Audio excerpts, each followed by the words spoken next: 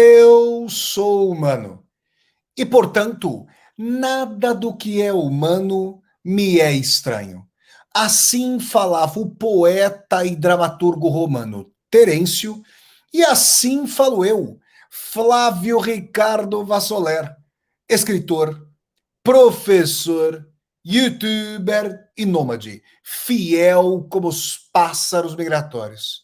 E hoje, além de nômade, algo barbudo, depois dessa viagem recém-realizada ao coração madrilenho da Espanha. Voltei hoje de manhã da Espanha, pessoal. Estou de volta aqui a Braga, a Portugal.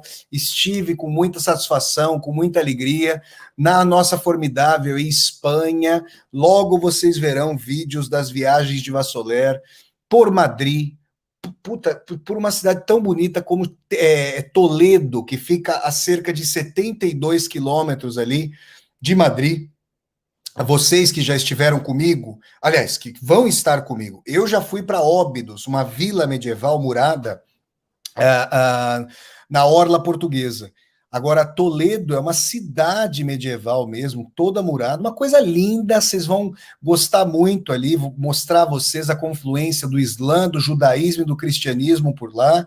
Então foi uma viagem formidável, estou com a barba aqui por fazer, ó, quem olhar para o meu queixo aqui entende porque eu vou fazer 40 anos, que eu tô com cabelo branco, primeira vez que eu vi cabelo branco na vida, sinal ali do caminhar ali para os estertores da vida foi com 35 anos. Então, há 5 anos que eu convivo ali com os cabelos brancos aqui en el mentón, no queixo, como dizem aí os hispanohablantes. Então, muito obrigado a todas e a todos vocês. Deixa eu dar aqui, ó. Olá, boa noite aqui a Georgina Carboneiro, boa noite. O Felipe Misael tá dando boa noite. Andréa Porto dando boa noite. A Karina Barbosa também tá dando boa noite aqui. Vamos colocar o boa noite de vocês junto com a cidade de onde vocês vêm, que eu vou dando uma baita de uma moral para vocês. Ó, o Adolfo Rodrigues está dando boa noite. Vamos dar uma boa noite de vocês aí, que eu vou dando uma moral para vocês. Afinal, vocês estão aqui apoiando o meu canal. Aliás, vamos dando um like no vídeo, vamos curtindo esse vídeo, vamos disseminar esse vídeo pelas redes sociais para que nós possamos chegar cada vez mais e mais pessoas. Pessoal, olha lá, a Clarice está dando boa noite aqui. Muito boa noite a Clarice, o Gilvan também dando boa noite, está com o símbolo da física aí, Raquel Gonçalves, boa noite, olha ali, Janine Baroni, Porto Alegre, o doutor Carlos Medeiros está aqui, ó, boa noite do Recife, olha que beleza, a Ana Bandeira, boa noite, obrigado, querida Ana, lá de João Pessoa, na nossa querida Paraíba, vixe, gente, tá bastante gente, ih, rapaz, pior que eu não posso perder, às vezes, onde que eu fixei aqui, que se eu perder onde eu fixei, a coisa vai. Alzira Sá, boa noite, Leandro Neri, Maria das Graças, olha aí, pessoal, o pessoal colocando aí, e eu agradeço muito a todas e a todos vocês. Então é o seguinte, na aula de hoje, pessoal, vou falar sobre um tema muito importante.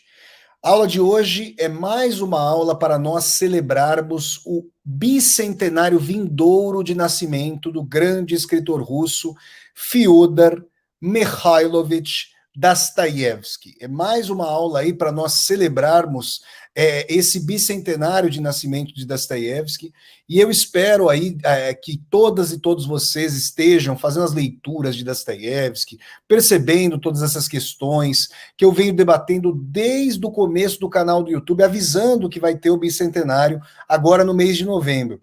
Muitas pessoas já sabem que acompanham o meu trabalho, né? Mas eu faço aniversário no mesmo dia em que o Dostoiévski fazia aniversário. Eu vou fazer 40 anos no dia 11 de novembro e ele fazia aniversário no dia 11 de novembro, segundo o calendário, gente, pré-Revolução Russa. Tinha um calendário juliano lá na Rússia com um delay, com atrasozinho de não sei quantos dias, que 11 dias em relação ao calendário ocidental, tá bom? Então, 40 anos de aliás, 200 anos de nascimento das TFs estão chegando, 40 anos da minha vida estão chegando também, e eu espero, não posso garantir a vocês, porque a Rússia, até onde eu tinha visto, ainda não está sendo permitida a entrada de brasileiras e brasileiros na Rússia nesse momento. Então, caso seja possível, em novembro estarei na Rússia. Se não for possível em novembro, né, ir para a Rússia, vocês tenham certeza que em algum momento irei. Já singrei bastante Portugal, comecei a singrar a Espanha, logo é a França, logo é a Alemanha, logo é a Itália, logo é o leste europeu. Passando essa pandemia, gente, as coisas vão ficar muito mais escorreitas para este nômade se tornar um nômade em 100% do tempo. Eu ainda sou seminômade, eu ainda moro no lugar. Logo, logo virarei como 30% da população da formidável Mongólia, onde eu estive em agosto de 2017. Fui lá para a cidade de Ulaanbaatar, 30% da população da Mongólia ainda são nômades. Olhem só. E hoje, nessa aula, nós vamos falar sobre o seguinte tema. É o seguinte: para Dostoiévski, o dinheiro é o novo deus da modernidade? Esse é o tema da aula de hoje. Mas antes, gente, quero dar um recado. Hoje tem um recado para dar para vocês aqui. Espera lá que eu tenho que dar um recado para vocês. Aliás, dois recados. O primeiro recado que eu tenho para dar para vocês é que vocês viram ontem aqui no meu canal do YouTube, muitas e muitos de vocês, talvez alguns e algumas não tenham visto, que eu comecei um quadro novo. Agora, toda quarta-feira, às 8 horas da noite, horário de Brasília, vocês vão ter, vocês vão ver um vídeo do quadro Vassoler Responde. Como é que funciona esse quadro?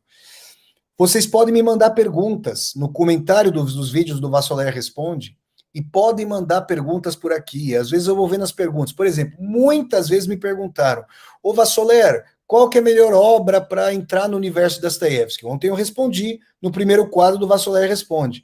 E assim, vocês vão mandando perguntas, e eu vou respondendo para vocês a essas perguntas. Toda quarta-feira, a Vassoler Responde às 8 horas da noite, tá?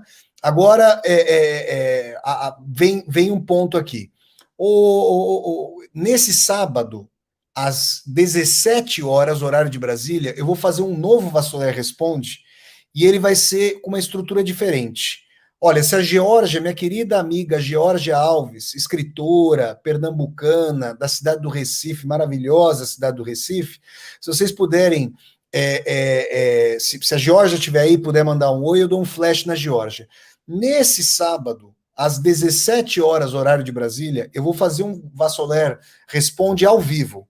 A Geórgia Alves, o Henrique Pires e o Rodrigo Capobianco, 3 queridos alunos e amigos, estarão ao vivo comigo no Vassoler Responde, porque eles vão fazer perguntas para mim ao vivo sobre Dostoiévski.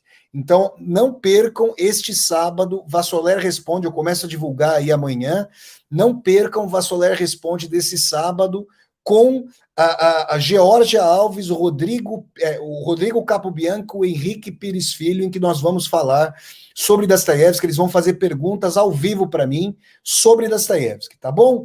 E aí, gente, eu quero dar um recado para vocês, ó, de um mini curso que eu vou ministrar. Olha aqui, ó, deixei o link. Olha, gente, deixei o link aqui no chat. Ó o link aqui. Quem quiser se inscrever no minicurso gratuito, olha lá, gente, é só clicar no link que está aqui no chat. Depois, se você estiver assistindo a essa aula gravada, você vai aqui embaixo no comentário fixado, eu vou deixar esse link aqui embaixo para você no vídeo. Agora, se você está vendo essa aula e está aqui no chat, você pode clicar nesse link que está aqui, ó, no chat e se inscrever nesse minicurso, Entendendo a Natureza Humana com as Personagens de Dostoiévski, minicurso que vai começar na segunda. Só vão ter acesso às aulas quem se inscrever, tá? As pessoas que se inscreverem, se inscrevam, o curso é gratuito. Aproveitem, gente. Tá aí, ó, deixei no chat aí, tá bom? Vamos lá, gente, vamos aproveitar. O link tá no chat e tudo mais. E, gente, hoje tá tendo bastante comentário, eu tenho que ficar aqui, ó, eu tenho que ir atrás da onde eu fixei. Tá o comentário aí no chat, de tempos em tempos eu vou rodando e vou colocando para vocês. Então, quem quiser assistir a esse mini curso gratuito, Entendendo a Natureza Humana com as Personagens da Dostoiévski, cliquem, por favor, aqui nesse link que está aí no nosso querido chat e se inscrevam. Aproveitem aí essa opção, tá bom, gente? Então vamos lá.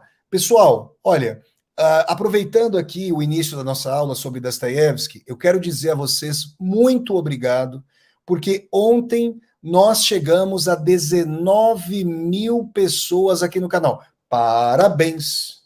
Parabéns! Hoje é o seu dia, que dia mais feliz! Parabéns! Obrigado, gente! Muito obrigado a todas e a todos vocês que estão aqui no canal, que estão acompanhando essa aula de hoje, que estão aqui apoiando o canal. Logo, logo chegaremos a 20 mil pessoas aqui no canal. E aí, ó, olha aí, o meu querido primo Fábio Doreto. Fabião, vai dando uma atualizada aqui nos bastidores, como é que estão as inscrições. O Fabião está comigo, está trabalhando comigo, meu querido primo, meu amado primo aqui. A gente está trabalhando junto para divulgar esses cursos para vocês. E eu deixo mais uma vez, ó, aproveitando que o Fabião está aqui, ó, gente. Ô, Fabião, passa aqui no chat também aquele e-mail, flávio@flavioricardovasoler.com.br, porque é o seguinte, ó, olha aqui, ó, aqui tá o link para inscrição no curso, eu deixei no chat aqui de novo. E o Fabião, eu vou pedir para ele colocar o flávio@flavioricardovasoler.com.br, porque de repente o pessoal pode querer tirar alguma dúvida e tal. Então o link, olha lá, a Georgia Alves vai estar aqui no canal do YouTube no sábado, a Georgia aqui, ó, para participar ao vivo do Vassoler Responde. Isso sábado, a Georgia vai estar lá. Ó, gente, o Fábio mandou, é só que com letra minúscula, o primeiro F aqui, é flávio@flavioricardovasoler.com.br. Esse e-mail aí é para vocês acompanharem mandarem um e-mail, tirar alguma dúvida sobre o minicurso e tal. Então tá bom, gente, vamos começar essa aula aqui, e quero dizer a vocês o seguinte: se você quiser apoiar o meu canal financeiramente, você pode apoiar de várias formas, direto ou indiretamente. Eu vou explicar para vocês antes de começar essa aula. Se você não está numa situação financeira tão bacana, muitas pessoas no Brasil, infelizmente, estão passando por uma situação difícil, mas você gosta do meu trabalho, você quer contribuir, você quer me ver dedicando 100% do meu tempo a essas atividades do canal e que orbitam ao redor do canal, você pode dar um like no vídeo, curtir esse vídeo, colocar comentários no chat, divulgar esse vídeo nas redes sociais. Isso ajuda muito. Se você pode contribuir para o canal, você está contribuindo para o meu trabalho. Quanto mais eu tiver a possibilidade de me dedicar, de ter solvência, de ter independência financeira para eu me dedicar ao canal, mais eu vou fazer isso. E aí você vai fazer o seguinte: se você estiver assistindo a essa aula no seu computador, o chat está à direita do vídeo. Se você estiver assistindo a essa aula no celular, o chat está embaixo do vídeo. No chat, você vai encontrar embaixo do chat um retângulozinho com um cifrão. Clicando nesse retângulozinho, vão se abrir 3 abas.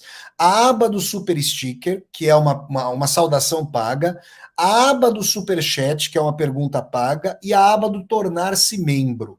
Você pode optar aí por se tornar membro em alguma faixa de membro e apoiar o canal, mandar um Super Chat, um Super Sticker, que eu vou dar o olha lá, olha lá, olha lá. Aí tem mais que o pessoal gostou agora do outro bordão que eu criei. Ping da pergunta, pong da resposta. Ping da pergunta, pong da resposta. Mas esse aí é para quando chegar a hora das perguntas e respostas. E aí, gente, vocês vão apoiar o canal crescendo. Quando chegarmos a 20 mil pessoas, eu farei uma live dos 20 mil seguidores e seguidoras, vai ser muito legal. Logo, logo estaremos nessa toada. Tá bom, gente? Então vamos lá. Muito obrigado aí, o pessoal chegando. Boa noite a todas e a todos. Quem mandar um super chat, que é uma pergunta paga, na hora em que eu receber o super chat, eu paro a aula e respondo, tá? Depois, se não for nesse sentido, eu vou dando a aula. Eu tô aqui, ó, olhando o relógio aqui agora. Eu vou com uns 50 minutos de aula e depois eu começo a responder as perguntas de vocês. Mas quem quiser fazer superchat, apoiar o canal, na hora em que fizer o superchat, eu pararei a aula para responder a pergunta. Então vamos lá, gente. É o seguinte. Eu falei muitas vezes sobre Dostoiévski aqui no canal e falarei até o fim desse ano, com certeza, para celebrar o bicentenário desse grande autor. E como vocês sabem, é atribuído ao Ivan Karamazov, grande personagem do romance Os Irmãos Karamazov, a última obra do Dostoiévski, o seguinte aforismo: se Deus não existe, tudo é permitido, né? Essa é a colocação mais clássica atribuída à obra de Dostoiévski. E agora a gente vai partir dessa aula. Eu não vou fazer uma discussão aqui com vocês hoje sobre a morte de Deus ou a inexistência de Deus em Dostoiévski. Essa discussão eu já fiz aqui no canal. Vocês podem ir para a playlist aqui, Aulas ao Vivo com Vassoler, e vocês vão encontrar uma aula com esse tema, que acho que foi a segunda aula do meu canal. Se Deus não existe, tudo é permitido, vocês vão encontrar, e aí eu faço a discussão. Hoje eu vou fazer uma discussão sobre o dinheiro na obra de Dostoiévski, e já afirmo categoricamente, o dinheiro é sim o Deus da modernidade para Dostoiévski, modernidade que exilou Deus, né? Dostoiévski era um espiritualista, Dostoiévski concebia a possibilidade da vida após a morte, concebia uma ética transcendental em que cada ação ocorrida nesse mundo teria reverberação eterna. Isso é muito importante aqui para todas e todos nós, leitores e leitoras de Dostoiévski, pessoas que amamos a obra de Dostoiévski. Agora, exilado Deus do convívio das pessoas, o dinheiro, como assim, Flávio, o dinheiro ocuparia o local de Deus para Dostoiévski? E aí, gente, hoje em dia é até uma coisa aí mais clara sobre a qual a gente pode falar, né? Porque o dinheiro, tradicionalmente, ele tinha o nome de rublo, dólar, real, cruzeiro novo, cruzado velho, cruzado novo, 1.000 réis, todo o nome do dinheiro que vocês tiverem. Enterrei vários nomes de moedas brasileiras por aqui. Mas o que é importante dizer aqui, o que é importante salientar é o seguinte: o dinheiro ele não precisa estar objetivamente presente, porque a lógica vou usar até o termo aí bem recorrente de forma atual, a lógica da monetização, ela pode ter sido tão internalizada como lógica da mercadoria, que o dinheiro estando ou não presente, a sua dinâmica de coisificação do outro, de instrumentalização do outro e do próprio eu, ela está ali colocada. E nesse sentido, as personagens de Dostoiévski, na sua dificuldade de irmanação com os demais, na sua dimensão de guerra, de disputa, de competitividade, de altercação, essas personagens padecem do espectro, um espectro Ronda-Rússia de Dostoiévski, o espectro do capital. E aqui eu quero trazer alguns momentos para vocês, momentos icônicos da obra de Dostoiévski. Eu vou trazer 3 momentos, vou pensar 3 momentos da obra de Dostoiévski em que o dinheiro ele ocupa. O primeiro, inusitadamente, o dinheiro até ocupa um papel que o Dostoiévski chamaria de salvífico. Agora, no segundo e no terceiro momentos, o dinheiro ali ocupa um papel aterrador, para dizer o mínimo. E aí vocês vão ver essa polissemia do dinheiro, da figuração do dinheiro na obra de Dostoiévski. E o que eu quero, mais uma vez, que vocês entendam, é que, mesmo quando nós não estamos trabalhando, hoje já é difícil fazer essa distinção, uma vez que a dimensão de home office, a trabalho em casa, a dimensão aí de você estar a cada momento, gente, de você estar a cada momento aí vinculado com uma lógica de disseminação das suas ideias, do que você... Ou seja, hoje não há aquela distinção clara, como havia na época dos meus pais, entre tempo livre e tempo preso, entre a dimensão de haver um tempo dedicado ao trabalho e aquele fora do trabalho em que você tira o fio da tomada. Na verdade, com essa onipresença das redes sociais e a capilarização do trabalho pelos poros da vida, a lógica da mercadoria, a lógica do dinheiro, da monetização, ela está presente em nós, inclusive na esfera privada, que já não está propriamente diferenciada da esfera pública, da esfera do trabalho. E isso colocado, o dinheiro, ele pode ou não aparecer objetivamente. Que é isso que eu estou dizendo. No caso dessas 3 situações que eu vou pensar aqui para vocês da obra de Dostoiévski, o dinheiro aparece de fato, aparece ali objetivamente. Ainda assim, essa lógica da coisificação, da instrumentalização do outro, ela é que traz o caráter aterrador. Olha lá, olha lá, olha lá. O nosso querido Ed Celso 40 manda um super sticker, apoie este canal deste Flávio Ricardo Vassoler hoje com a devida barba. Há quem diga que tá para cair um caminhão de gilete aqui na frente do barbeador lá para eu poder fazer a barba. Manda o Ed Celso que tem uma barba aí muito bem postada, e manda aqui um super sticker, ajudou. Eu agradeço muito ao nosso querido Ed Celso. Obrigado, Ed, muito obrigado. Olha lá, o pessoal dando boa noite aí, muito obrigado. Então vamos lá, gente, vamos começar a falar sobre isso. Em Recordações da Casa dos Mortos, né?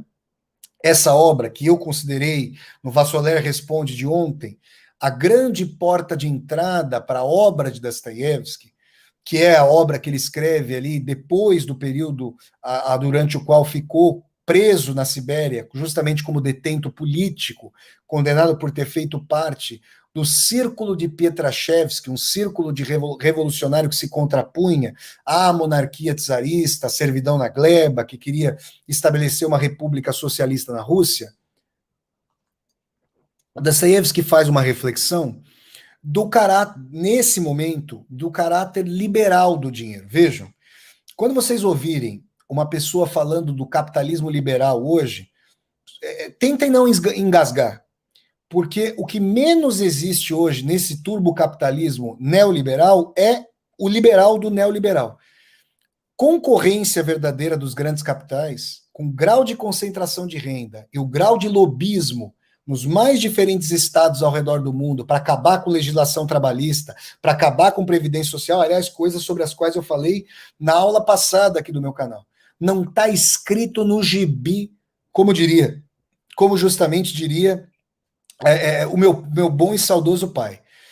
Mas, naquele momento histórico de meados do século XIX, é importante frisar que Dostoiévski está falando sobre a administração penitenciária, a administração siberiana lá da Casa dos Mortos, o presídio que ele chamaria de Casa dos Mortos, e ele entreviu uma metáfora à direita e à esquerda para aquele sistema prisional em que, ao entrar no presídio, o cabelo é raspado, a barba é raspada, a roupa é subtraída e você passa a usar uniforme, sem falar dos aguilhões ao redor do seu tornozelo, de um dos tornozelos.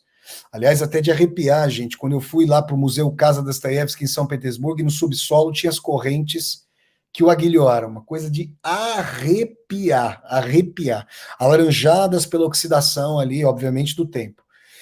E com toda essa mediação, da hora de acordar para a hora de dormir, de com quem falar, de com quem conviver, quantas horas trabalhar, toda essa coerção, uma categoria fundamental para a gente entender a obra de Dostoiévski é a dimensão de posse da própria personalidade, de expressão da própria vontade, do próprio desejo, a partir de uma dimensão autóctone, própria, que a pessoa se exprima, que a pessoa traga à tona um desejo, ainda que esse desejo possa implicar mutilações de si, ainda que possa ser o elogio do próprio naufrágio, ainda que possa ir não ao encontro das intenções racionais, mas de encontro às intenções racionais, que esse desejo venha de dentro, seja próprio, exerça a posse da própria personalidade.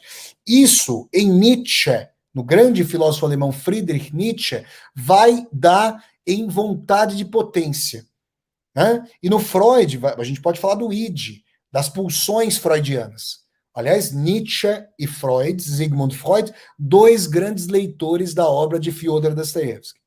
Então, pensando nessa coerção da Casa dos Mortos, da dimensão de trabalho coercitivo, Dostoiévski entrevê que o dinheiro, seja o metal sonante, rarefeito, obviamente, numa prisão, seja a moeda universal das prisões, qual seja o cigarros, o dinheiro era um mediador ali na Casa dos Mortos para a expressão da própria vontade, para a dimensão de que o eu poderia se exprimir para além do que comer, como comer, quando dormir, quanto dormir, o que vestir, o que não vestir, como falar, quando poder trabalhar. O dinheiro era um mediador. E naquele momento, Dostoiévski concede uma característica liberal para o dinheiro. E aqui, por liberal, entendam, uma característica que traz uma determinada liberdade em face da coerção a que os prisioneiros eram submetidos. E em face de uma metáfora que Dostoiévski entrevia a partir de sociedades à direita e à esquerda, que traziam um cativeiro administrativo para seus cidadãs reduzidos à condição de súditos e súditas. Vocês estão percebendo? Então, essa primeira imagem do dinheiro em Dostoiévski é aquela imagem que vai permitir que um camarada na prisão, como ele fala em Recordações da Casa dos Mortos, dê uma untada, passe um pano na mão do guarda, para poder ter um encontro íntimo e furtivo. Que o cara possa ficar fora do barracão para ter uma expressão própria, uma expressão de isolamento. Vocês imaginam, gente? Ó, eu penso nisso. Eu que sou um camarada que prezo muito pela minha solidão, no melhor dos sentidos da solidão, aquela solidão povoada de vozes, solidão cheia de ímpeto criativo para eu escrever e tudo mais, eu fico pensando, pensem aí vocês, imaginem vocês. Lembrem-se, tem muita gente que ainda está na escola, tem muita gente jovem assistindo ao canal, tem gente que está na faculdade, muita gente na faculdade, mas tem o pessoal que, como eu, já há bastante tempo saiu aí da faculdade, da escola e tudo mais, né? Quando você está na sala de aula, isso muda um pouquinho na faculdade. Já vou falar sobre isso até fatos perceber. Mas pelo menos quando você está na sala de aula do ensino médio, tem um monte de gente ali que não comunga dos teus valores, que as pessoas estão lá estudando na escola, você não sabe o que a pessoa quer fazer: engenharia, moda, medicina, direito, ciências sociais, filosofia, esporte, educação física. As pessoas têm as suas escolhas díspares, né? As várias opções. Isso sem falar nos times de futebol, partido político. Eu imagino como é que esteja o Brasil nesse momento aí, por tudo que está passando. Mas, se vocês ali, para além daquela organização que muitas vezes é feita com as carteiras em sala de aula, e quanto mais jovenzinha a série, mais o coordenador pedagógico vai lá e fala: você senta aqui, você senta lá. Quando os professores pedem para as pessoas fazerem um trabalho, por exemplo, na escola, o que acontece? Se juntam as pessoas que têm mais empatia umas pelas outras. É ou não é? Ou vocês iam lá fazer trabalho na sala de aula, fazer uma atividade dentro da sala de aula com a pessoa ali por quem vocês não nutriam simpatia? Claro que não. Vocês se aproximavam. Ora, imagine numa prisão, aí na faculdade isso fica aparentemente mais simples, porque as pessoas já, por exemplo, lá no curso de Ciências Sociais, muito dificilmente você encontraria uma pessoa, você poderia até encontrar uma pessoa ali mais de centro, mas, em geral, em termos político-filosóficos, o pessoal estava no campo progressista, no curso das Ciências Sociais, lá, que é um curso muito politizado, né? Eu não sei como é que está hoje, mas pelo menos na minha época era mais ou menos por aí. Olha que eu comecei a fazer o curso de Ciências Sociais no ano, justamente, em que o Lula começou a governar, ali em 2003. Ele foi eleito em 2002 pela primeira vez e começou a fazer o curso eu comecei a fazer o curso em 2003. Inclusive, o André Singer, que foi porta-voz do Lula, acho que nos primeiros anos, teria sido meu professor lá de ciência política na Faculdade de Filosofia, Letras e Ciências Humanas da USP, não tivesse ele assumido o cargo de porta-voz ali da presidência da República nos primeiros anos do governo Lula. Muito bem. Isso colocado, imaginem vocês ficarem num galpão ali, imaginem que vocês fossem prisioneiros e prisioneiras políticos ali na Casa dos Mortos siberiana de Dostoiévski, que vocês tivessem que ficar ao lado de pessoas coercitivamente de que vocês não gostam. Pessoas ali para quem vocês sequer querem olhar. E não ter a possibilidade de você ter um espaço seu, de pensamento seu. Porque o exílio interno, a individualidade, ele eventualmente pode ser feito, mas ele pressupõe quem já dividiu o quarto em casa, quem já morou em república, como eu morei, quem já foi para hostel, como eu já viajei muito indo para hostel, dividindo o quarto, é isso, gente, você não tem a privacidade. E quando tem o mala que ronca? Tem a pessoa que ronca. A pessoa faz aquele ronco e fala: meu Deus, como é que a pessoa pode, meu Deus do céu? Será que a pessoa engoliu um porquinho que ronca desse jeito? Minha Nossa Senhora, é ou não é, gente? E aí o que acontece? O Dostoiévski vê uma dimensão que obviamente é excludente, porque nem todos podem ter essa moeda sonante do dinheiro ou do cigarro, mas que é um mediador da personalidade. Então, quando vocês ouvem intelectuais liberais falando do papel liberal que o dinheiro pode ter na mediação dos desejos, primeiro que essa pessoa precisaria historicizar esse comentário e entender que o capitalismo de hoje tem nada de liberal. Mas naquela medida, naquele tipo de sociedade, e eu poderia dar muitos exemplos do socialismo real para vocês, porque o Dostoiévski anteviu muito do autoritarismo, das experiências do século XX do socialismo real, com essa experiência siberiana. Esse dinheiro era um mediador da alteridade, era um mediador ali de uma experiência que não fosse comandada desde cima, pelas figuras ali dos oficiais da prisão ou de seus diretores e assim por diante. Então, nesse primeiro momento, Dostoiévski teria um ideário liberal. Mas vejam, um liberalismo mediado pelo dinheiro em função daquela coerção autoritária da Casa dos Mortos. Agora, quando eu transito de Recordações da Casa dos Mortos, nesse começo da aula, para Memórias do Subsolo e para o romance O Idiota, a gente já vê uma figuração do dinheiro totalmente outra. E aí eu quero trazer para vocês o fim da primeira parte do romance O Idiota, que coincide com a festa de aniversário dessa que é uma das mulheres mais esplendorosas e pungentes da obra de Dostoiévski, Anastácia Filipovna. Vejam, Anastácia Filipovna, ela havia passado por vários abusos, coitada, na vida dela, por um canalha, um aristocrata canalha e lascivo chamado Totsky, que a havia tomado sob seus cuidados e a colocara num chalezinho, educando a moça, lhe dando educação, mas ao mesmo tempo fazendo os horrores que vocês podem imaginar, com uma moça desde ali da sua idade adolescente até a vida adulta. E naquele momento, gente, é importante frisar que as mulheres pouco podiam socialmente, era uma tragédia patriarcal, um horror patriarcal. E uma mulher que não guardasse a sua característica de virgindade para o casamento, não poderia ali contrair matrimônio passando da guarida do pai para o marido. Isso é uma verdadeira tragédia, né? Que, felizmente, os vários movimentos feministas e o esclarecimento das sociedades com a atuação dos movimentos feministas, tudo isso vem sendo alterado muito beneficamente, mas é importante frisar que naquele momento histórico, essa era a trágica, triste e coercitiva realidade de muitas mulheres. Anastácia Filipe, uma mulher muito inteligente, muito talentosa, muito ardorosa, desenvolve dostoiévskianamente uma relação ambígua com o Totsky. Ao mesmo tempo que ela o odeia, ela percebe que a única condição para que ela tenha a sua reputação salva em sociedade é que o Totsky a desposasse, uma vez que tinha sido o primeiro homem da vida dela, e já não poderia haver um segundo no pertencimento social para um casamento. Vocês percebem a tragédia? E aí o que acontece?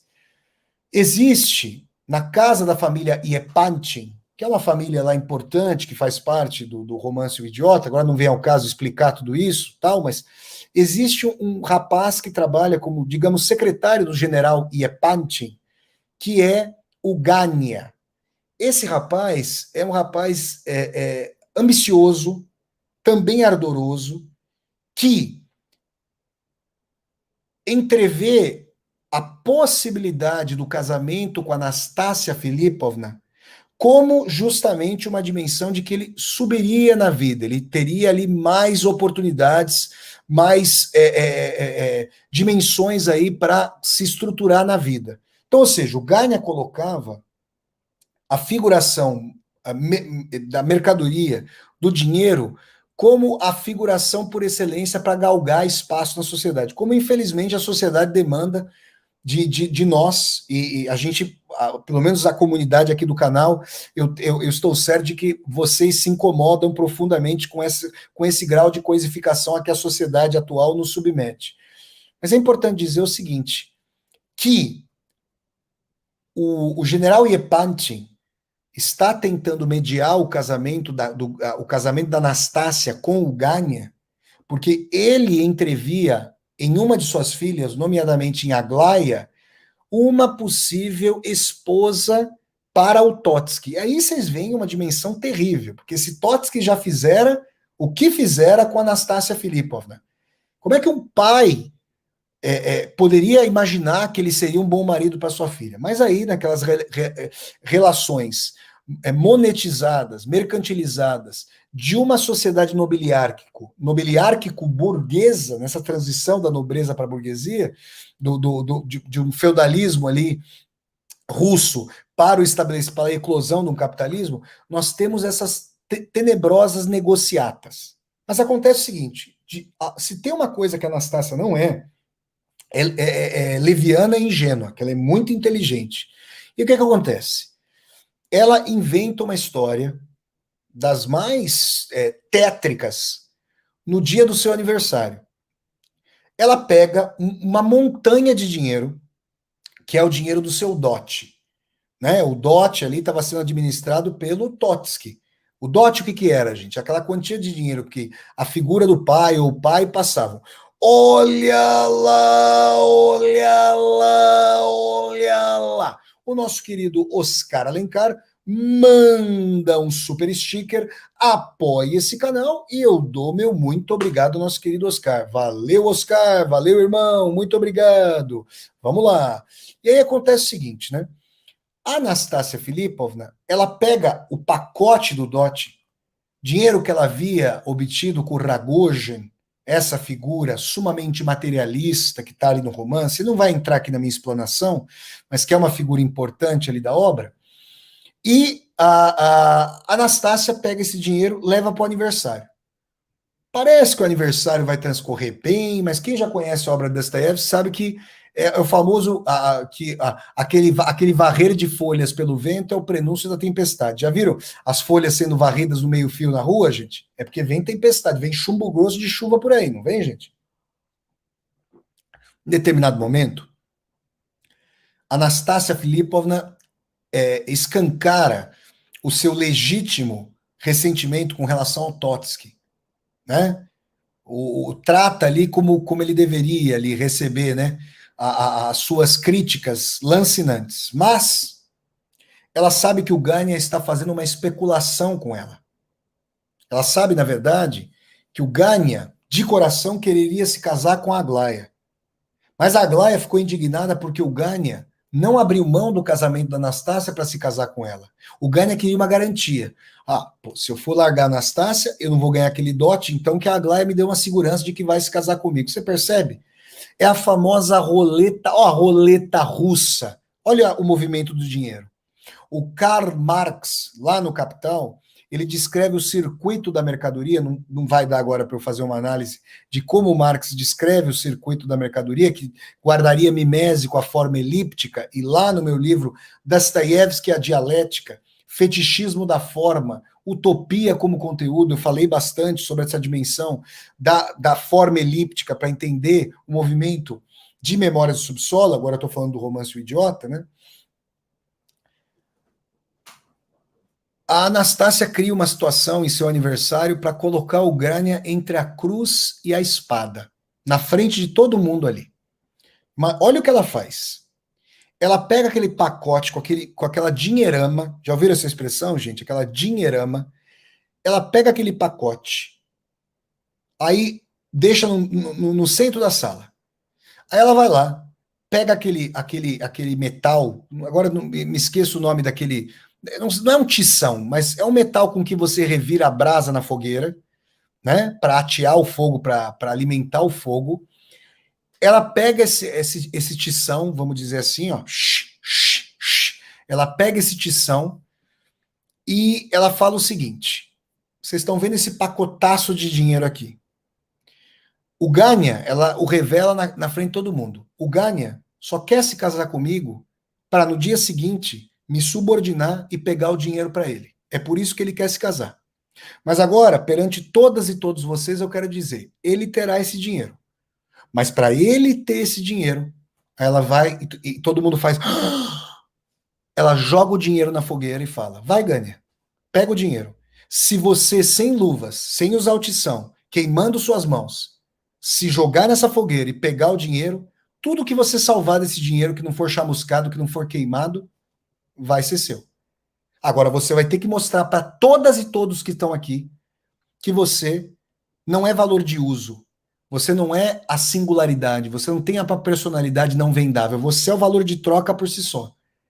Você vai ter que se mostrar, você vai ter que mostrar a todas e a todos o seu grau de coisificação. Isso ela fala para o Gania. E aí imaginem, Deus e o diabo estão em luta. E o campo de batalha é o coração do homem. Já dizia Dmitri Karamazov no romance Os Irmãos Karamazov. Imaginem, gente, se você vai e se atira até o dinheiro, você mostra para todos e todas que você é feito do mesmo material que todas e todas são feitas. Material de ganância, de monetização. Só que as pessoas querem escamotear isso. Hoje nem querem mais. Aliás, eu vou falar isso já já. que essa cena deveria ser reeditada se o Idiota fosse reescrito hoje por Dostoiévski. Agora, se você vai lá e se você não se atira no dinheiro, você está perdendo uma bolada, aquilo ali vai acabar, acabou. E aí, como é que você vai lá e não deixa de entrar? Entrei de gaiato no navio, entrei pelo cano. Não, o Gânia entra numa boa.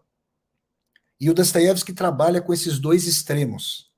O extremo da autodignidade, da dignidade própria da personalidade, e o extremo de ter o sonho ali realizado numa mão, ainda que às custas da humilhação pela qual ele passaria. E agora? Gânia vai para a cruz, Gânia vai para a espada. Para que caminho ele vai? Ele não tem como seguir incontinente, ele chegou a uma encruzilhada, ele não pode ir adiante. Anastácia, com seu ardil, com a sua inteligência, monta essa situação. Sabe o que acontece, gente? O Gânia desmaia, não podendo mutilar a si mesmo perante os demais, para dizer que ele era a encarnação mesma da vontade de lucro, mas também não podendo deixar de ansiar pelo dinheiro que era lambido pelas labaredas de fogo, pela língua de fogo ali da lareira, o Gânia desmaia. E esse desmaio é uma somatização dessa luta encarniçada no coração do homem e da mulher na modernidade. A luta pela afirmação de si, que é uma afirmação de si mediada pela coisificação a que o dinheiro nos submete. Olha lá, olha lá, olha lá.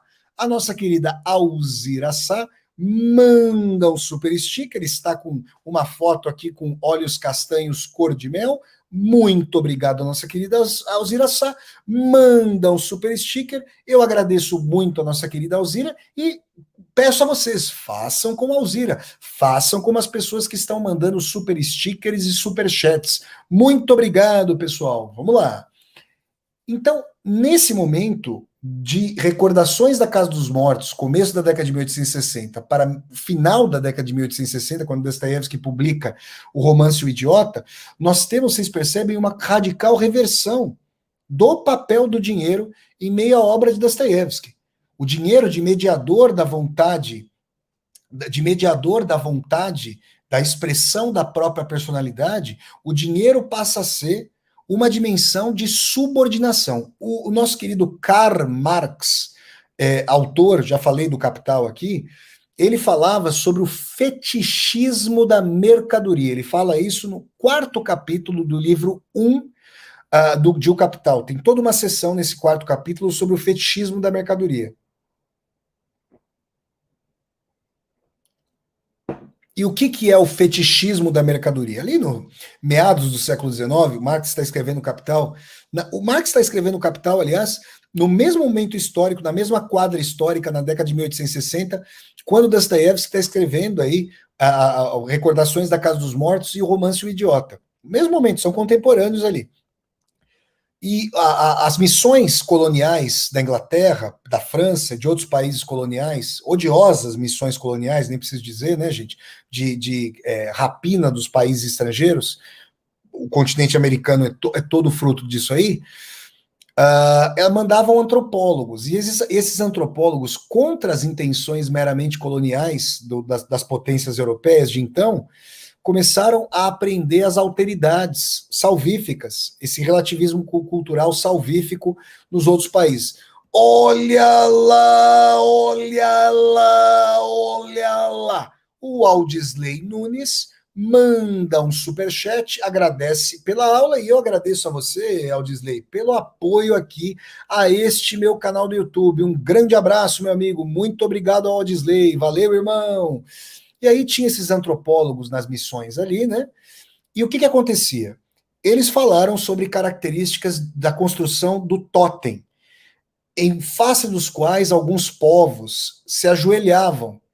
Esses totens haviam sido criados pelos povos, mas eles passavam por criadores, em face dos quais aqueles que de fato haviam criado os totens se ajoelhavam.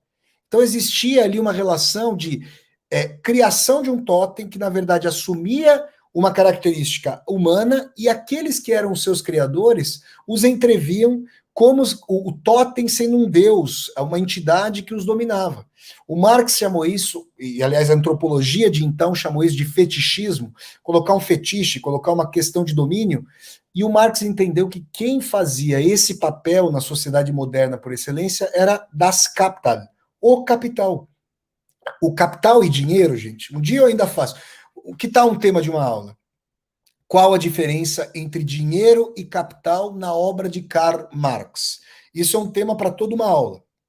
Mas, grossíssimo modo, o capital é o movimento do dinheiro por mais dinheiro no processo todo de produção da mercadoria, que na verdade visa a mais produção de capital. Você produz a mercadoria não para suprir necessidades objetivas da sociedade, mas para incrementar o capital. Olha lá, olha lá, olha lá. O Fernando SK manda um super sticker, inclusive está com a camisa aqui do Marx, está aparecendo aí a camisa do Marx com o rosto de Cristo, manda um super sticker. Eu agradeço muito ao Fernando, muito obrigado pelo apoio, valeu gente, estão ajudando muito o canal, muito obrigado. Então, o fetichismo da mercadoria, ele não necessariamente vai ser aprendido apenas e tão somente no capital. Tudo isso que eu falei aqui ilustra como Gânia teve uma relação totêmica com o pacote de dinheiro. E, naquele momento histórico, ainda pesou a afirmação da dignidade própria. Vocês acham quantas pessoas na sociedade de hoje poderiam até perder a pele das mãos, mas pegariam aqueles pacotes com a última questão? Uma sociedade que não precisaria subordinar, fazer as pessoas se ajoelharem dessa forma em função do capital. Aliás, gente, hoje eu vi uns dados do Brasil de quanta gasolina está custando no nosso país, aí no nosso Brasil. De quanto houve. Hoje eu conversei com um querido amigo meu, Teixeirinha, que tá morando na cidade do México. Ano passado, né? A gente se encontrou antes de ele ir para o México, antes de eu vir aqui para Portugal. A gente almoçou no local ali na Vila Mariana, perto de onde ele mora, e ele me contou a inflação do valor daquele almoço, daquela nossa época para agora, é um negócio inacreditável. Inacreditável. Gente. Ué, o neoliberalismo do senhor excelentíssimo ministro da Fazenda não ia resolver a situação? Gente, o negócio tá muito bravo. Então, gente, o que eu estou trazendo aqui? Que o fetiche da mercadoria, ele teve aqui a expressão mesmo do dinheiro, mas a lógica de subordinação, da vontade, da afirmação de si, da autodignidade, ela não necessariamente precisa ter a figuração objetiva do dinheiro. O cara pode ter introjetado essas categorias de autovenda, de transformar a pessoa em você SA. Esse processo, ele é muito mais claro e panorâmico na sua completude no que acontece na sociedade atualmente, em que as redes sociais são grandes parâmetros que fazem com que nós sigamos uma gramática, seja na expressão da imagem, seja na expressão dos parcos textos que as redes sociais permitem que nós escrevamos, ou das manchetes a que a nossa cognição é reduzida, para nós nos apresentarmos, ainda que não monetizadamente, ainda que não profissionalmente, com uma dimensão da lógica do dinheiro, da lógica do capital. Então, gente, prestem atenção agora a esse o terceiro e último exemplo que eu vou dar antes de abrir aqui para as perguntas que vocês possam fazer. Repito que quem quiser fazer quem quiser fazer algum tipo de super sticker, mandar alguma pergunta paga, uma saudação, pode fazer, como eu estou fazendo, eu paro a aula para responder a vocês. Então vejam, em Memórias do Subsolo, acontece uma das cenas, uma das mais bonitas, se não a mais bonita da obra da Dostoiévski, e depois a mais atroz, e eu já vou explicar a vocês. O homem do subsolo, muito cioso de si, cheio de ressentimento, com uma olha lá, olha lá, olha lá. O João Carlos de Freitas manda esse aqui é um super sticker, apoia o canal e eu agradeço muito ao nosso querido João Carlos de Freitas. É isso aí, muito obrigado, meu amigo. Vamos lá, obrigado, João. Então é o seguinte, o que acontece?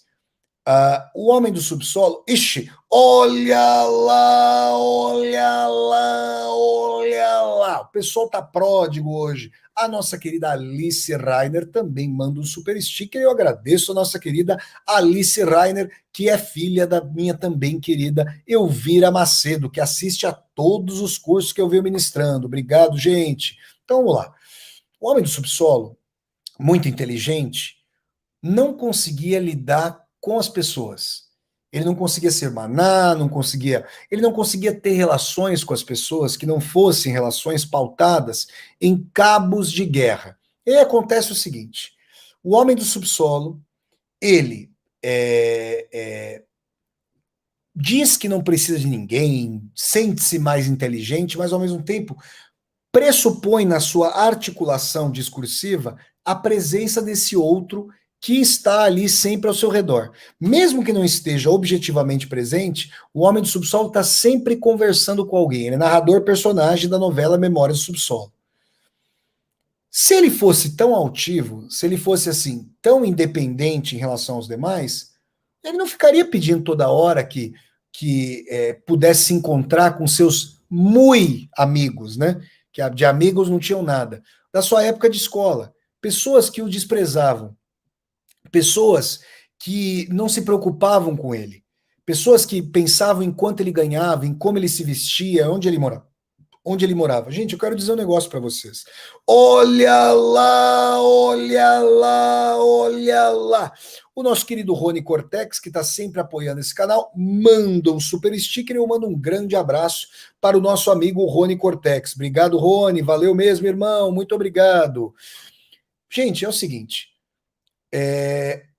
Se a pessoa tá querendo realmente romper, tá dizendo que não se importa, quem disser para vocês que não se importa com uma coisa, mas ficar repisando que não se importa, gente, podem ter certeza a fagulha, a faísca do querer o reconhecimento, do importar-se com aquilo de que você supostamente quer se apartar, tá ali. Pô, se o homem do subsolo fala que esses muito amigos não são seus amigos, o que ele quer ir jantar com eles no Hotel de Paris, lá em São Petersburgo? Né? Então, é aquela coisa que você lê o texto na superfície e você tem que ler nas entrelinhas, no entretexto, para você perceber que o homem do subsolo está denegando pragmaticamente, factualmente, na ação, tudo aquilo que ele está dizendo. É muito bem. O Homem do Subsolo, vou encurtar a história para vocês entenderem, captarem o espírito da questão. O Homem do Subsolo vai para o Hotel de Paris. Ele tem um cargo, tinha, né? Porque ele se aposentou depois de receber uma herança que não era parca. Ele tinha um cargo no baixo funcionalismo público russo, e esses muito amigos dele, que eram pessoas ali totalmente coisificadas, só queriam saber de cargos, quem conhece, é o famoso QI, quem indica, né? E quanto vai ganhar, e o que vai fazer, e isso e aquilo, e papapá. Se ele de fato tivesse rompido com isso, se isso não fosse importante para ele, ele ia fazer novos amigos e amigas. Ele não ia ficar numa situação degradante com aquelas pessoas ali totalmente coisificadas. O fato é que ele passa por uma humilhação e ele quer se vingar. Mas tudo nele é retórico, é mais retórico do que efetivo. Ele acha que esses muito amigos foram para uma casa de tolerância, um lupanar, vamos dizer assim, né? Em São Petersburgo. E ele para lá se dirige. Mas na verdade eles não tinham ido para lá. Aí o que acontece? O homem do subsolo encontra uma moça da Letônia chamada Lisa, uma das mulheres mais dignas e formidáveis da obra de Dostoiévski, como eu vou falar para vocês que acontece ali no momento em que ela vai até a casa do homem do subsolo. Ela tem uma das atitudes, junto com a atitude da Sônia Marmeladova, de Crime e Castigo, para com o Raskolnikov, uma das atitudes mais bonitas da obra de Dostoiévski, mais salvíficas, mais fraternas, mais no sentido da comunhão. Muito bem. E aí o que acontece? Acontece que a nossa querida Lisa começa a ouvir o Homem do Subsolo e ele tá lá. Vocês conhecem o moralista de Lupanar? É o cara que tá pregando lá todo um sermão, mas o cara tá lá no Panar também, tá na casa de tolerância. Conhece isso aí? É a famosa hipocrisia, não é isso, gente? E o cara começa lá. Aí, olha lá, olha lá, olha lá. E o Elvis pergunta aqui: Marx e Dostoiévski tiveram influência mútua? Elvis, o socialismo utópico, portanto, anterior, francês, anterior ao Marx, influenciou mais a sua geração. Mas as dimensões do socialismo são totalmente contemporâneas a Dostoiévski, claro, ele próprio foi condenado à morte por ter feito parte de um grupo revolucionário que queria derrubar a monarquia czarista na Rússia e estabelecer uma república ali socialista no país. E então o Marx viu na geração revolucionária russa um grande potencial para a exportação da revolução. Mas o socialismo utópico é mais importante na formação de Dostoiévski. Agora, o que é importante dizer, Elvis, é que assim, essas ideias são as ideias preponderantes de época.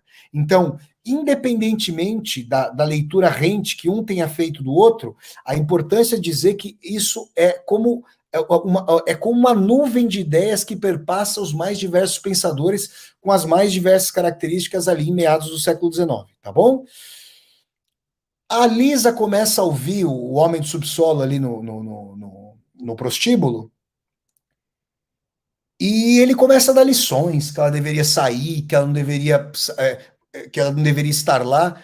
Ajudá-la, que é bom, eu não tô vendo ele fazer nada. Eu tô vendo ele falar um blá blá blá lá, que a menina fala, pô, velho, o que você quer que eu faça, meu amigo? Mas aí, ela, ouvindo aquela discurso, ela toma, e ela fala pro Homem do Subsolo que tudo que ele fala parece coisa de livro. Não parece uma coisa genuína, que parece uma coisa ali, sabe, dessa cisão entre a alta linguagem romanesca, do romantismo, e a vida tangível ali, vida comezinha. E aí o que ela chega e mostra para ele uma carta que ela tinha recebido de uma estudante de medicina. Um estudante ali que não sabia o que ela fazia naquela sociedade ali. A mulher já tinha uma situação muito difícil, muito oprimida. Imaginem uma moça ali que trabalhava no local que era proscrito pela sociedade, né?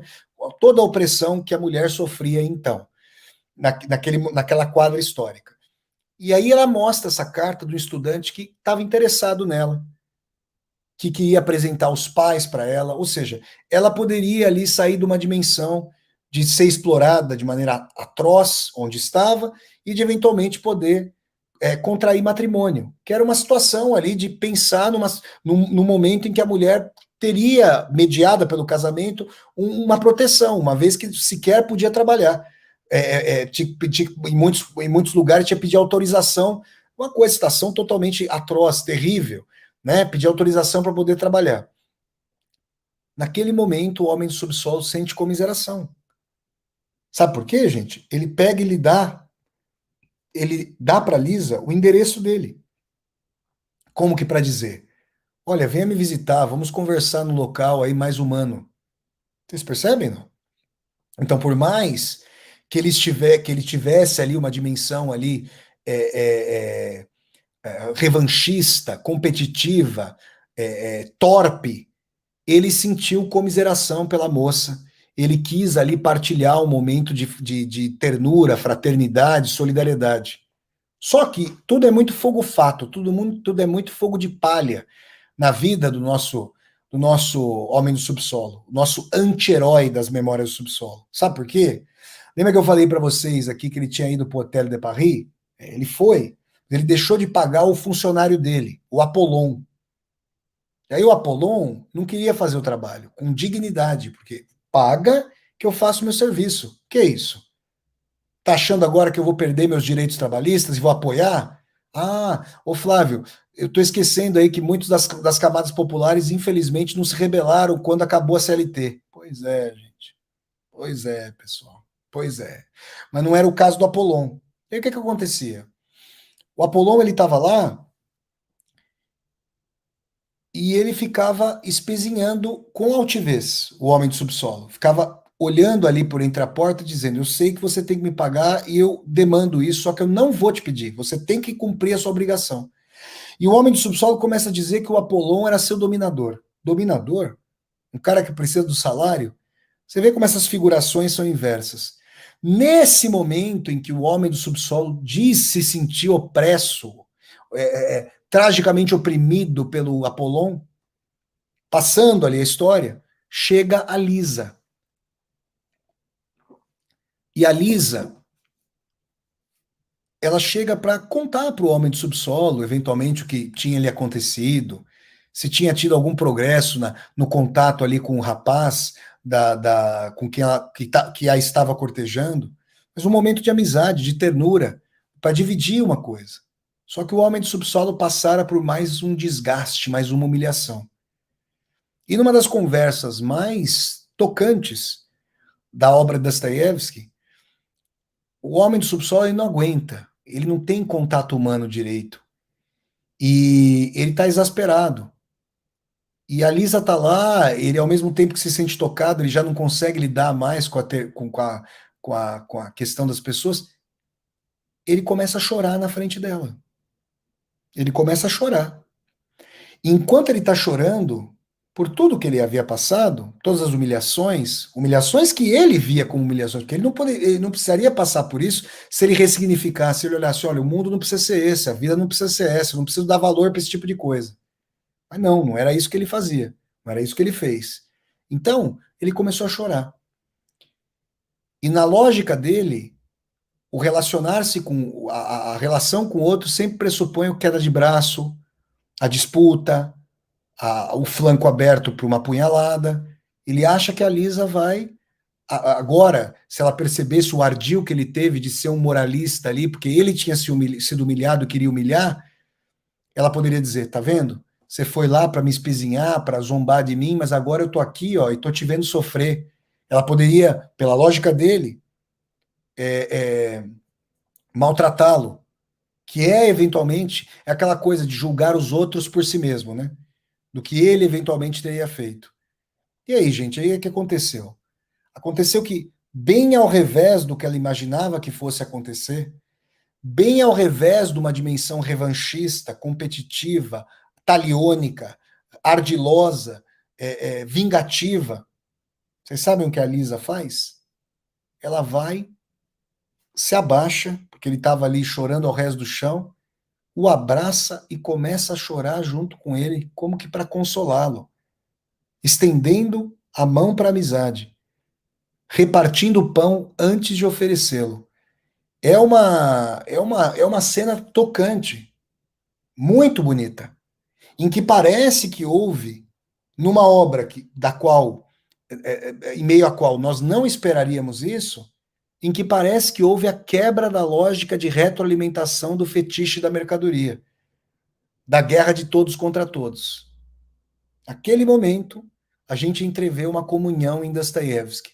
Coisa rara, muitas vezes. Mas não vai durar muito, infelizmente. Essa que se acabasse ali, seria uma das cenas mais bonitas da obra de Dostoiévski. Ela termina com o homem do subsolo, saindo de perto da Lisa depois de um tempo, deixando a menina sozinha, envergonhada, não tendo o que falar, e já imaginando que agora ele foi humilhado mais uma vez, porque ela o viu chorando. Ela, que era a pessoa mais estigmatizada da sociedade, agora ele ficou ainda mais.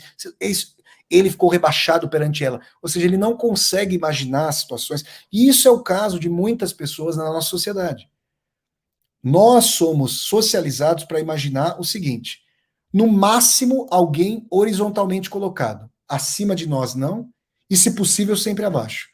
Essa é aquilo que eu chamo de sociopatologia da vida cotidiana nesse tipo de sociedade. E aí, gente, quando eu trago essas questões para vocês, para nós pensarmos, para nós percebermos essas configurações, o que a gente vê? A gente vê essa dimensão de uma competitividade da qual nós não nos desvencilhamos porque ela já vira baliza do imaginário. Baliza mesma de como nós nos relacionamos aqui com as pessoas e conosco mesmos. Para como nos honramos ou não em meio a esse tipo de sociedade. O homem do subsolo vai, deixa a menina sozinha, dela se afasta, ele pega uma nota e se aproxima dela depois que virou as costas e joga a nota em direção a ela para como que pagar a visita. Eu acho que, olha, a obra de Dostoiévski tem cenas rudes e torpes. Essa é a cena mais torpe de que eu me lembro. Que não envolve, obviamente, assassinato, mas envolve uma vontade de mutilação. Fui mutilado, vou mutilar. Isso é um dos horrores maiores. E ali ela que foi salvífica, ela que foi redentora, vejam, personagens femininas importantíssimas na obra de Dostoiévski,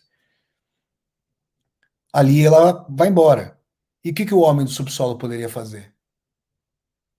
Ele poderia ir atrás dela e pedir perdão de joelhos, beijando os pés dessa moça, falando, pelo amor de Deus, me perdoa. Mas não, isso ele não vai fazer. Agora eu quero mostrar a vocês como eu já fiz aqui. O dinheiro, ele vai aparecer nesse achincalhamento a que o homem do subsolo vai subordinar a Lisa ao fim e ao cabo. Mas a lógica do dinheiro, da disputa, do fetiche, da coisificação do outro, ela já estava monetizada, mediada pela figuração da mercadoria bem antes. O dinheiro é uma das coisas mais violentas que pode haver na história da humanidade, gente. E a lógica da violência não envolve o dinheiro sonante, e sim como o dinheiro baliza, deforma, limita, embota o nosso imaginário. Estão percebendo, gente? Então, essas são 3 cenas que mostram para vocês que, sim, o dinheiro, desde uma acepção de mediador da vontade, até com uma figuração liberal, e nesse caso positiva, em Recordações da Casa dos Mortos, passando pelo totem, pelo fetiche da mercadoria, no romance O Idiota e na novela Memória do Subsolo, o dinheiro faz, sim, uma figuração sumamente deificada na obra de Dostoiévski. De tal maneira que presente ou não presente, sonante ou não sonante, real ou virtual, o dinheiro pode figurar como um deus em meio, o deus da modernidade em meio à obra de Dostoiévski. Nesse sentido, esse encarniçamento da lógica da mercadoria, inclusive antecipou várias figurações do dinheiro ao longo da obra de Dostoiévski, ao longo do movimento da história, da época de Dostoiévski até a nossa própria época. Então, gente, essa aqui foi a aula de hoje sobre a figuração do dinheiro como um ente deificado na obra de Dostoiévski. Vamos dando um like no vídeo, vamos curtindo esse vídeo, vamos disseminar esse vídeo pelas redes sociais para que nós possamos chegar cada vez mais e mais pessoas. Se você está chegando ao meu canal pela primeira vez, seja muito bem-vindo e bem-vindo. Eu peço que você se inscreva aqui no meu canal, toque a sinetinha para poder receber as notificações e deixe seus comentários aqui no chat, ou se você está vendo a aula gravada, aqui embaixo desse vídeo, para que nós possamos conversar. Eu quero pedir a você que está assistindo essa aula a partir de agora, que faça as suas perguntas, por favor, em caixa alta, para eu saber que você está conversando comigo. Se você quiser fazer um super sticker ou super chat para que eu responda a sua pergunta, eu já respondo imediatamente. Faça suas perguntas em caixa alta, eu vou dar um recado para vocês aqui, mais um recadinho para vocês. Vamos lá, vou deixar esse recado. Façam, por favor, em caixa alta as perguntas. E tá lá, gente. Ó, deixa eu mostrar aqui para vocês. Olhem só. Ainda é possível vocês fazerem a inscrição de vocês para o minicurso 100% online, 100% gratuito, Entendendo a Natureza Humana com as personagens de Dostoiévski, um curso online gratuito. O link para vocês se inscreverem, quem está assistindo a essa aula gravada vai estar aqui embaixo desse vídeo, e quem está assistindo a essa aula ao vivo está aqui no chat. Então é só clicar nesse link aqui que você vai conseguir se inscrever. Tá bom, gente? Então tá aqui o link para vocês se inscreverem. E outra coisa, neste sábado, às 17 horas, sábado agora, às 17 horas, horário de Brasília, vai ao ar ao vivo o Vassoler Responde, do qual vão participar a Georgia Alves, o Henrique Pires Filho e o Rodrigo Capobianco, fazendo, meus alunos, amigos, alunos, não os conheço, o Henrique, claro, meu querido amigo, conheço pessoalmente, o Rodrigo e a Georgia, eu ainda não tive a felicidade de conhecê-los pessoalmente, são meus alunos e alunas, eles vão fazer perguntas para mim sobre Dostoiévski no Vassoler Responde. Não percam neste sábado, tá bom? Então vamos lá, gente, deixa eu ver aqui. O Pedro Skywalker faz a seguinte pergunta: o pensamento de Dostoiévski pode ser visto como antimoderno? Como o poeta Charles Baudelaire? Pedro, vou responder para você. Não e não. Nem o Baudelaire é antimoderno, nem o Dostoiévski é antimoderno, ao meu ver. Ambos são moderníssimos, porque para fazerem suas oposições ao fluxo do capitalismo, tá certo que tem até algumas posições do Dostoiévski que poderiam ser tidas como vinculadas a um feudalismo russo, mas na verdade ele se vinculou profundo e dialeticamente à modernidade, com uma característica crítica, para perceber as suas contradições. Então, tanto o Flaneur, o Baudelaire, que transitava pelas cidades e via a lógica da mercadoria posta, quanto o Dostoiévski, trouxeram para sua obra, para suas respectivas obras, a decantação dessa modernidade fetichista da mercadoria, e nesse sentido, como artistas, foram profundamente modernos. Vamos lá, deixa eu ver mais perguntas aqui. Obrigado ao Pedro pela pergunta. Tá. Deixa eu ver aqui. Deixa eu ver. O RVG Dota. Sobre a cena em torno de Ganya, depois do desmaio, a personagem fica bem diferente. Nastácia mostrou para ele sua verdadeira natureza, e isso mudou para sempre. Dota, na verdade, se você se lembrar, o Ganya, depois que ele desmaia, ele vai encontrar aí no desdobramento da parte ali, ele vai encontrar o príncipe Muishkin em sua casa. Você pode se lembrar que o Muishkin ele alugava um dos quartos na casa do Ganya. Você se lembra disso? E o que acontece? O Ganya estava louco, porque a Anastácia, depois disso, se o Muishkin falar que eu devo me casar com o Ganya, eu me caso. E o Muishkin fala que não. Ele que não sabia mentir, que era o homem bom, fusão de Jesus Cristo e Dom Quixote. O Ganya, quando chega em casa, dá um tabefe na cara do Muishkin. E o Muishkin fala faz uma das colocações mais maravilhosas da obra da Dostoiévski. Você, Ganya, quando tiver uma iluminação do que fez para mim, esse tapa que você me deu vai doer não em mim, mas em você. Então, na verdade, sempre as mudanças, gente, processadas, são processuais, né? As mudanças que vão se dando, elas podem ter aqueles pontos de fagulha e virada, mas esses pontos de fagulha e virada pressupõem corrente subterrânea que vão mediando essas mudanças, né? Vamos lá, deixa eu ver aqui se tem mais perguntas. Vamos lá, gente. A Edna dizendo, ouvi a aula pela metade, gostei muito.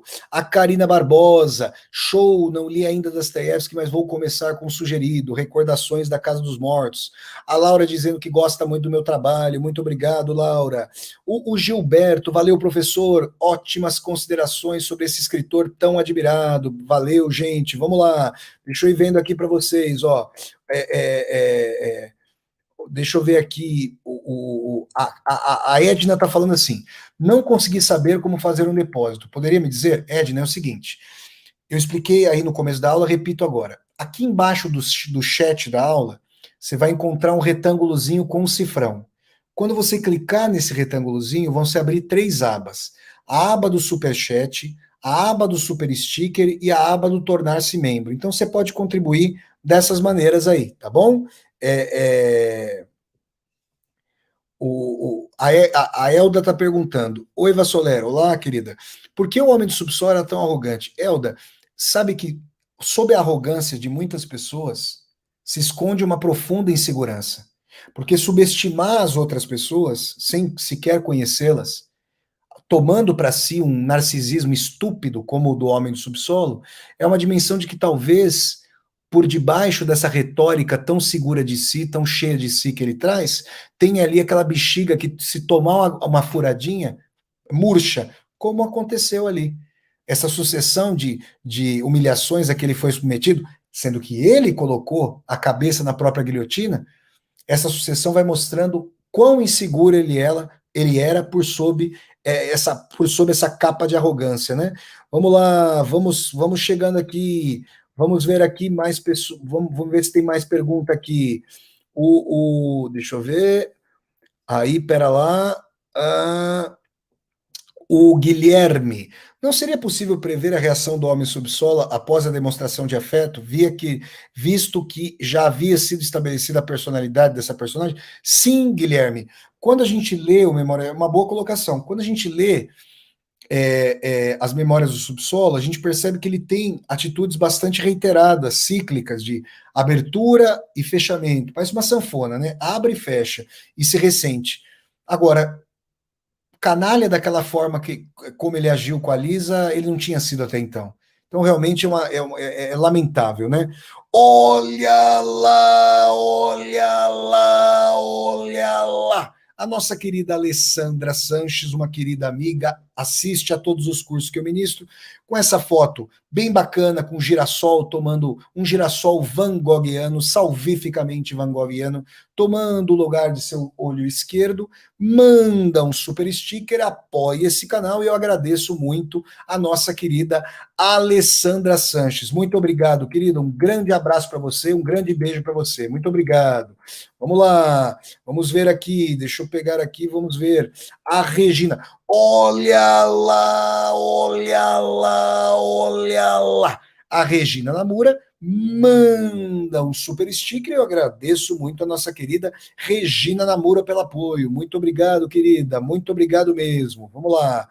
Aqui a Marta. Vamos lá, Marta Mendes, vamos ver a pergunta. Sendo espiritualista e pela ética transcendental, Dostoiévski, no geral, punia suas personagens capitalistas, egoístas, ou desnudava e deixava aberto seu destino? Marta, geralmente quando meus alunos e alunas usam a conjunção alternativa ou, a minha resposta vem com e. As duas coisas acontecem. Existem ardilosos que se dão bem e existem ardilosos que às vezes se veem com as próprias faltas e se comiseram.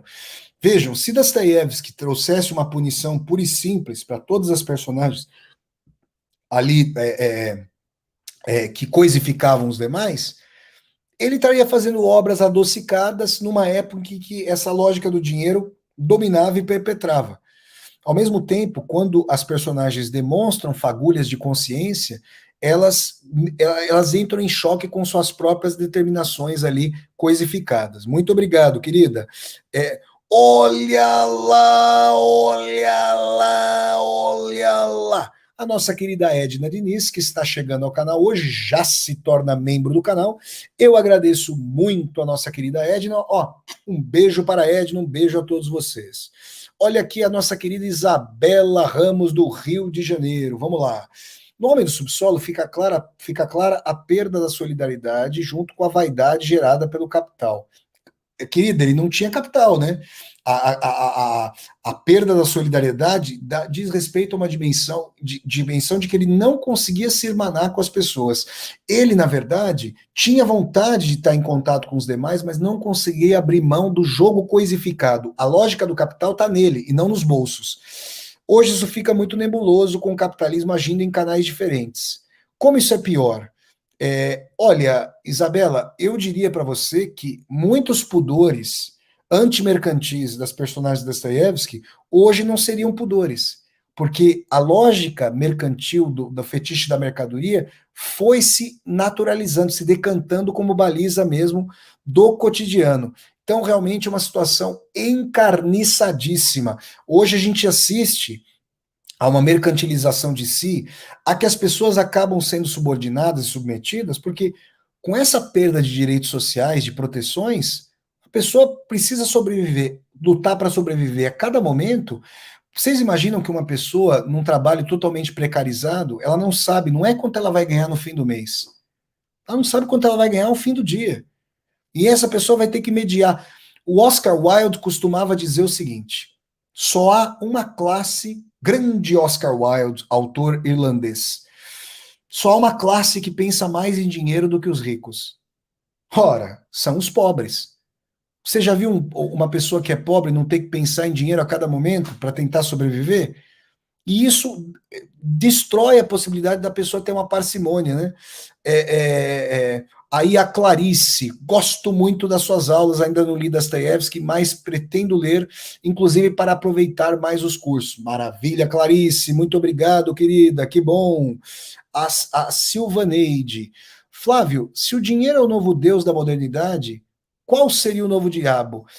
Deus e o diabo estão em luta, e o campo de batalha é o coração do homem, diria Dostoiévski. Aqui vocês. O Silvaneide, o Deus da modernidade, sendo o Deus da terra, a figuração é que Mefistófeles era o Deus da terra. Então Deus e o diabo se fundiram na modernidade na figura do dinheiro, né? Nessa figura de mundaneidade total. Vamos lá, gente, mais alguma pergunta que vocês tenham a fazer? Mais alguma colocação aqui na nossa aula sobre Fyodor Dostoiévski? Podem fazer perguntas aí, temos ainda mais um pouquinho de tempo, eu estou aqui tomando uma aguinha salvífica, vamos ver. A Elda Cunha, vamos lá, ela está fazendo uma pergunta aqui. Vassoler, quais os dias das suas aulas? Tive o privilégio de ter conhecido nosso russo no curso de letras da universidade. Gosto muito de Dostoiévski, li 3 obras dele: Crime e Castigo, Sonho de Homem Ridículo e Memória do Subsolo. Elda, querida, nesse mini curso, olha aqui, ó, quero aproveitar e deixar mais uma vez aqui na aula, pela última vez, o link do mini curso para vocês se inscreverem. Vejam vocês aqui, ó, mini curso gratuito, tá aqui, ó, Entendendo a Natureza Humana com as Personagens de Dostoiévski. O link para inscrição no mini curso está aqui no chat. Se você está assistindo essa aula gravada, ele está aqui embaixo no comentário fixado. Esse mini curso vai ter aulas na semana que vem, segunda, quarta e sexta, a partir das 6h20 da noite, mas só vão ter acesso as pessoas que se inscreverem. Então aproveitem e se inscrevam. Aqui no meu canal do YouTube, Elda, toda quinta-feira, às 6h20 da tarde, ou da noite, como vocês queiram, tem aula no canal, tá bom? Maravilha, Elda, acabou de se inscrever, obrigado. Deixa eu ver aqui. O Vinícius. De certa forma, as personagens de Dostoiévski buscam ao fim alguma redenção, mas sem a menor dúvida, Vinícius. Aliás, não o fazemos nós também? É muito triste, né, quando eu vejo as pessoas falando, algumas pessoas falando sobre o niilismo, como se o niilismo não fosse um fim da linha. Como se desprover a vida de vínculos de esperança, de expectativa, de reconstrução, como se isso não desenraizasse a nosso ímpeto de viver e pudesse levar ao cadafalso de si próprio. Então, sim, isso acontece de forma trêmula com o homem do subsolo, ele desperdiça. Acontece com o homem ridículo, a grande personagem do conto O Sonho de um Homem Ridículo. Então, com certeza, Vinícius, isso é muito recorrente na obra de Dostoiévski. Tá? Aí deixa eu ver aqui. O Guilherme, visto que na cena em que o dinheiro é jogado às chamas, visto que na cena em que o dinheiro é jogado à chama, visto que o dinheiro é jogado, a chama seria visto como algo normal. Peraí, calma. Visto que na cena em que o dinheiro é jogado até as chamas, e isso seria visto como algo normal, se nós pensássemos em jogar-se as chamas nos dias atuais, como Dostoiévski reagiria a essa falta de pudor da nossa época? Então, meu caro, Dostoiévski estava acompanhando essa coisificação. Na verdade, esse princípio se radicalizou e nós podemos bem entrever que a crítica do Dostoiévski ao capitalismo seria ainda mais profunda, porque isso subordina ainda mais no sentido de coerção a que as pessoas se viam subordinadas ali pela lógica do capital. Tá bom, gente? Pessoal, se eu não conseguir responder eventualmente a sua pergunta, eu agradeço muito a todas e a todos vocês. Tragam a sua pergunta para aqui embaixo desse vídeo, quando se abrirem os comentários para eu poder responder a sua pergunta. Muito obrigado pela ótima audiência, a todas e a todos vocês, por estarem aqui nessa aula, nesse meu canal. Mais uma vez, muito obrigado. Opa, chegou aqui. O nosso querido Rony, poderia falar alguma coisa sobre a carreira militar de Dostoiévski, teve alguma influência em sua obra? Obrigado, Rony. Não, Rony, ele fez a formação na escola de engenharia militar, amando do pai. Ele não tinha vocação nenhuma para isso. Era uma vontade do pai dele de que ele de que ele se tornasse oficial do exército na Rússia. O exército é uma instituição muito prestigiosa na Rússia. Bom, basta ver aí as vezes em que a Rússia foi invadida ou eventualmente aí sofreu e também fez invasões. E o Dostoiévski ficou lá. O pai morreu no meio do caminho. Assim que ele pôde, ele saiu ele terminou a escola de engenharia, de formação de engenharia militar, e foi seguir a sua carreira como escritor. Então não foi algo importante objetivamente para a carreira dele, não. Olha lá, o pessoal, a Edna está dizendo que não conseguiu se inscrever. Querida, pode mandar um e-mail para, você pode mandar um e-mail aqui para Flávio, vou até colocar aqui o endereço, Flávio Ricardo Vassoler.com.br, tá aqui, ó. Olha aqui, ó. Manda um e-mail para esse endereço e aí o Fábio e eu damos uma mediada para você poder se inscrever no curso, tá bom? Tá aí, querida, muito obrigado. Olha a Silvaneide agradecendo pela aula, muito obrigado. Olha aí, ó, a Elza, boa noite, suas explanações maravilhosas, muito bacana. O Ed Celso, aula excelente, muito obrigado. A Graça Araújo, obrigada. O Felipe Albuquerque, ó, mandando aqui o seu salvo. A Marta Mendes, é isso aí, pessoal. Muito obrigado a todas e a todos vocês. Neste sábado, às 10 horas da manhã, vai ao ar uma resenha aqui no meu canal do YouTube sobre o terceiro filme da série Decálogo, do grande cineasta polonês Krzysztof Kieslowski. Sensacional, espero que você já resenhei as duas primeiras partes, agora vai a terceira nesse sábado. Nesse domingo, não percam, Viagens de Vassoler, às 11 horas da manhã. Levarei vocês pela última vez à belíssima cidade de Coimbra.